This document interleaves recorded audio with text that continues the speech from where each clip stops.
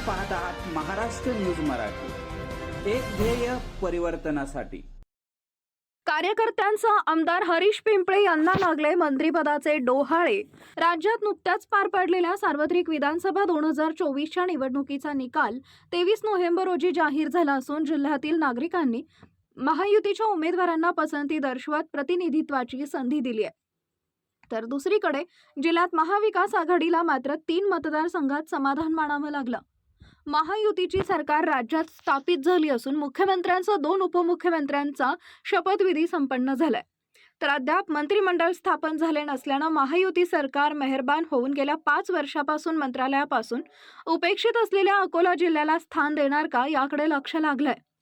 3 आमदारांपैकी कुणाची वर्णी लागणार अशी चर्चा सध्या सुरू असताना दुसरीकडे जिल्ह्याला पुन्हा मंत्रिपदापासून वंचित तर ठेवलं जाणार नाही ना असा प्रश्नही निर्माण केला जातोय। तर त्याच ठिकाणी 3ही विधानसभा मतदारसंघात कार्यकर्त्यांचा आमदारांनाही मंत्रिपदाचे डोहाळे लागले असल्याचं चित्र दिसतंय। मूर्तिजापूर विधानसभा मतदारसंघात सलग 4थ्यांदा निवडून आलेले महायुतीचे उमेदवार हरीश पिंपळे यांच्या कार्यकर्त्यांचा भाऊच्या मंत्रिपदाचा उत्साह शिगेला पोहोचला असून चक्क या कार्यकर्त्यांनी शहरातील श्री छत्रपती शिवाजी महाराज चौकात भले मोठे बॅनर लावून त्या हरीश पिंपळे यांच्या नावासमोर नामदार असा शब्द लागल्यानं कार्यकर्त्यांना व आमदार महोदयांना मंत्रिपदाचे डोहाळे लागल्याचं दिसत आहे।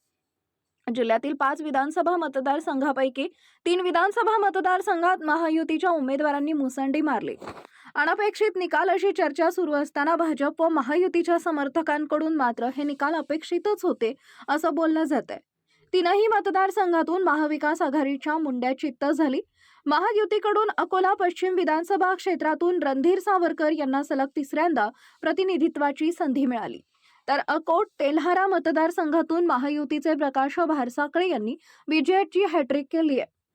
मूर्तिजापूर बार्शी टाकळी मतदारसंघात नवा इतिहास रचून हरीश पिंपळे यांनी सलग 4थ्यांदा निवडून आलेत। त्यामुळे भाऊंच्या मंत्रिपद मिळावं या आशेपोटी मंत्रिपदाचा आनंद गगनात मावेनासा झाल्याचं दिसून येत आहे। मी बाबूभाऊ देशमुख, जिल्हा सचिव भाजपा तथा मराठा संघटना जिल्हा अध्यक्ष।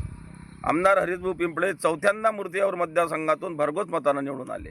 त्यांनी पायाभूत सुविधा खूप मोठ्या प्रमाणात या मतदारसंघात निर्माण केल्या, रस्त्याचे जाळे निर्माण केले। ग्रामीणमध्ये त्यांच्या एका आवाजावर हजारो कार्यकर्ते पक्षासाठी धावून देणारा एकमेव आमदार आहे हरीशभाऊ पिंपळे।